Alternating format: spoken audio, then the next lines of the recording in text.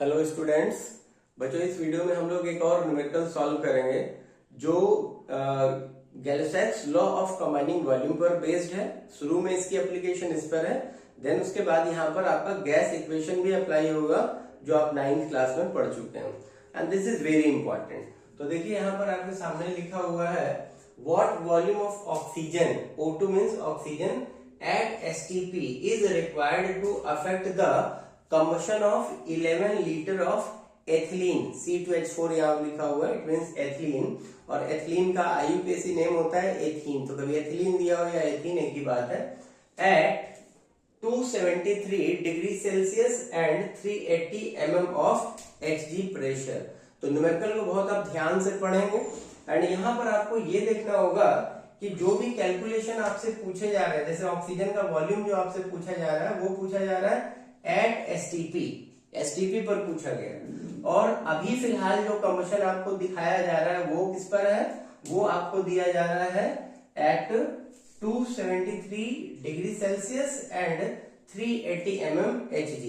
तो ऐसे न्यूमेरिकल्स को सॉल्व करने के लिए पहले तो आप बहुत ध्यान से कूल होकर के पढ़ें, फिर आपको ये ध्यान देना है कि जिस कंडीशन पर हमसे कैलकुलेशन करवाई जा रही है, मतलब फाइनल जो स्टेट होगी न्यूमेरिकल में जो आपसे पूछा जाएगा फाइनल स्टेट, वो आपका सेकेंडरी स्टेट है। मतलब यहाँ पर जब हम एसटीपी पर कैलकुलेशन करेंगे तो स्टैंडर्ड टेम्परेचर प्रेशर जो भी होगा ना उसको हम T2 और P2 यहाँ पर कंसीडर करेंगे, और इसी दौरान हमसे ऑक्सीजन का जो वॉल्यूम पूछा गया है वो V2 हो जाएगा।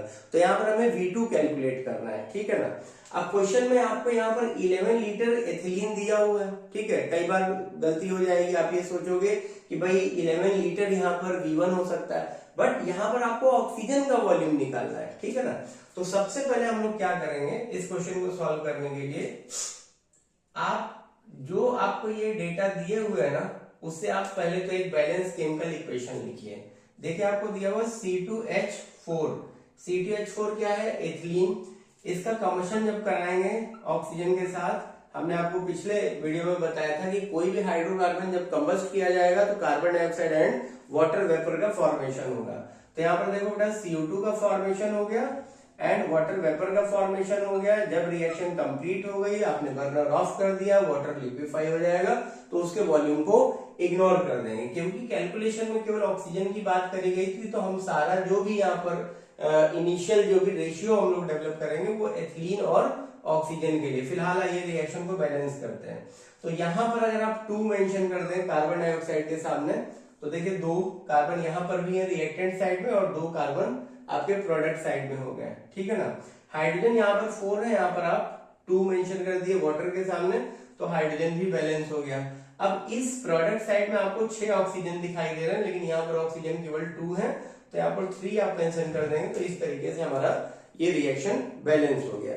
अब on the basis of this balanced equation हम क्या करेंगे, इनिशियल से सेट कर लेंगे। तो आप लिखेंगे बिकॉज अब यहाँ पर कुछ भी नहीं, तो अपनी तरफ से क्या मान लोगे 1 लीटर। तो ये अपने पास 1 लीटर एथिलीन है, और 1 लीटर एथिलीन जो है वो 3 लीटर ऑक्सीजन के साथ जो है कंबस्ट हो रहा है as per the equation given. आपको ये इक्वेशन गिवन है, हमने यहाँ पर लिखी नहीं थी, लेकिन आप सेलिना बुक में देखेंगे तो ये इक्वेशन आपको गिवन है, ठीक है ना। तो आप यहाँ पर आपको क्या दिया हुआ है 11 लीटर एथिलीन। भाई 1 लीटर के लिए 3 लीटर की रिक्वायरमेंट थी, तो 11 लीटर अगर हम एथिलीन ले लें तो 11 लीटर के लिए रिक्वायरमेंट कितनी हो जाएगी 33 लीटर, ठीक है बेटा। अब आपको ये ध्यान देना है कि जो 33 लीटर यहाँ पर हमारा ये ऑक्सीजन का वॉल्यूम निकल करके आया है, यही वॉल्यूम अपने लिए आगे इक्वेशन में यूज, इसमें कैलकुलेशन में यूज होगा। दिस इज, ये हमारा क्या हो गया, ये हो गया V1, ठीक है ना। T1 हमें अपने पास से क्या लेना है, आप T1 लिखोगे, देखो यहाँ पर अभी हमने आपको बताया था ये जो 273 डिग्री सेंटीग्रेड दिया ये हो गया हमारा T1। तो T1 आपको दिया हुआ है डिग्री सेंटीग्रेड में, सेल्सियस में दिया हुआ है, इसको आपको केल्विन में कन्वर्ट करना है, क्योंकि यहां से अब आगे जो इक्वेशन अप्लाई होगी वो है गैस इक्वेशन। तो आपको ये 273 डिग्री सेल्सियस है, इसमें आप क्या करना है, आपको 273 ऐड करेंगे तो ये आपका केल्विन में कन्वर्ट हो जाएगा, एंड ये हो जाएगा आपका टोटल 546 केल्विन। तो आपका T1 546 केल्विन हो गया। P1 यहां पर आपका क्या हो गया, P1 गिवन है देखिए 380, तो आपने ये लिख दिया this is 380 mm of Hg mercury scale पर गिवन है। अब एक चीज ध्यान दो कि हमने V1 कैलकुलेट कर लिया था, T1 हमारे पास गिवन है क्वेश्चन में, P1 भी गिवन है।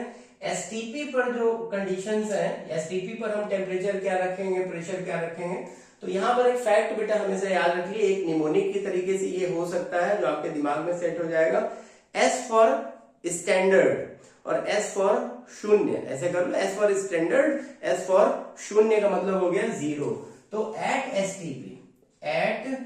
STP आप यहाँ पर T2 जो रखेंगे वो हो जाएगा 0 डिग्री सेल्सियस, और 0 डिग्री सेल्सियस में आपने 273 ऐड कर दिया तो ये आपका केल्विन में आ गया। दिस इज 273 केल्विन, ये हो गया आपका T2। अब यहाँ पर आपको पूछा गया था P2 क्या है, तो आप ध्यान रखो स्टैंडर्ड टेम्परेचर प्रेशर की जब बात होगी तो प्रेशर वहां पर 1 एटमॉस्फेयर होता है, और 1 एटमॉस्फेयर का प्रेशर जो है उसका mmHg स्केल पर जो वैल्यू होता है वो है आपका 760 mmHg। ठीक है बेटा। इसके बाद आपको यहाँ पर सिंपली गैस इक्वेशन अप्लाई कर देनी है। आप लिखेंगे because P1V1 upon T1 equals to P2V2 upon T2। अब देखिए आपसे यहाँ पर पूछा क्या जा रहा था, कैलकुलेट क्या करना है हमें यहाँ पर V2 कैलकुलेट करना है, तो क्योंकि V2 कैलकुलेट करना है इसलिए यहाँ पर आप लिखेंगे सो V2 इक्वल्स टू ये हो जाएगा आपका P1 V1 T2 upon T1 P2। अब यहाँ पर बेटा आपको सारी वैल्यूज पुट करनी है। देखिए P1 की वैल्यू कितनी दी है, P1 की वैल्यू दी है हमें 380। V1 कितना दिया हुआ है बच्चे, V1 दिया हुआ है 33, और जो हमें T2 दिया हुआ है वो कितना है, दैट इज 546, ये 546 गिवन है, अपॉन T1 कितना है, सॉरी ये आपका जो ऊपर है दिस इज T2 आपको गिवन है 273, ये था ना 0 डिग्री सेंटीग्रेड, ये आपने 273 किया था, तो यहाँ पर लिखोगे आप 273, एंड नीचे यहाँ पर T1 हो गया आपका ये दिस इज, ये है T1 आपने लिखा 546 इंटू P2 कितना है 760। अब आप जब ये कैलकुलेट करेंगे तो ये देखिए 273 एंड 546 सीधा सीधा दिख रहा है कि ये 2 टाइम्स है इसका। इसी तरीके 380 है एंड दिस इज 760, ये भी सीधे सीधे दिख रहा है कि ये आपका जो है 2 टाइम्स है, तो ये हो गया आपका 33/2 इंटू 2 हो गया 4। जब आप इसे कैलकुलेट करोगे तो ये आ जाएगा आंसर आपका 8.25, this is 8.25 litres of oxygen. ठीक है, तो आप फाइनल आंसर क्या देंगे, फाइनल आंसर आप यहां पर लिखेंगे नीचे, hence there is 8.25 litre of oxygen is required to affect the combustion of 11 litre of ethylene at STP, क्योंकि कैलकुलेशन हमसे STP पर पूछा गया था।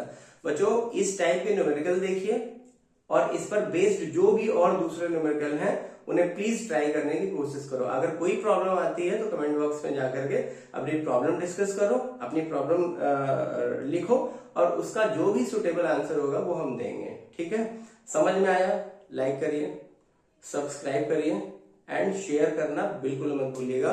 Thank you.